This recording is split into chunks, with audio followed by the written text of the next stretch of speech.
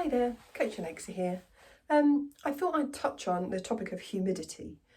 So we seem to have the really boiling hot temperatures that we've had over the summer starting to fading away. Now we're heading into September.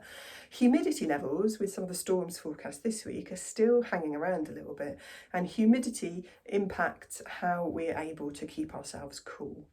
So our primary cooling mechanism as humans is through our sweat. So liquid, mostly water with some salts in it, is secreted out of our sweat glands, it sits on our skin, and it's by the process of that sweat evaporating from our skin that cools us down.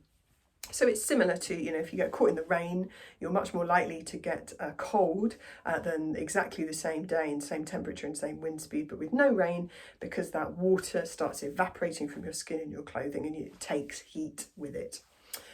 So sweating is a really good and effective process for keeping cool. It's much more effective than, say, panting for dogs. We're able to keep ourselves much cooler, much more easily and with lower effort than they are. What sweating relies on is this sort of moisture gradient. So we've got sweat on our skin. There's a lot more moisture on the skin than there is in the air. So the moisture is more likely to get kind of drawn away from the skin through this evaporation process. When things are humid, however, there is a lot more moisture in the air. So that process of drawing the moisture on your skin away is a lot less effective.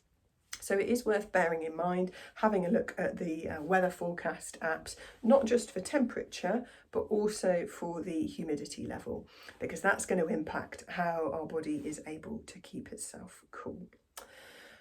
Same tips apply to warm weather running when things are humid, so trying to run at cooler times of day so our body doesn't have to try and cool itself as much.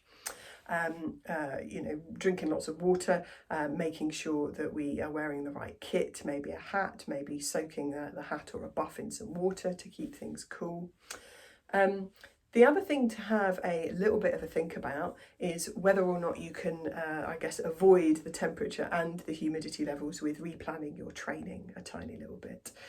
So changing the time of day, looking at the weather forecast, going out before a storm is due, likely to be high humidity, but usually after a storm has passed, you get some nice, fresher, cooler, less humid weather to go out in.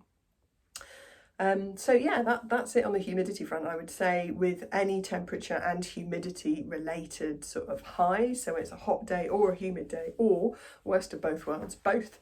The other thing to bear in mind is the impact it will have on your training pace. So it is absolutely the right thing to do to slow any runs that you do down, be they speed work or long, slow runs, slow them down, because our training adaptation is driven by effort level, not pace. So your effort level is going to be higher when it's hot or humid or both, because your body is working a lot harder in the background to keep you cool.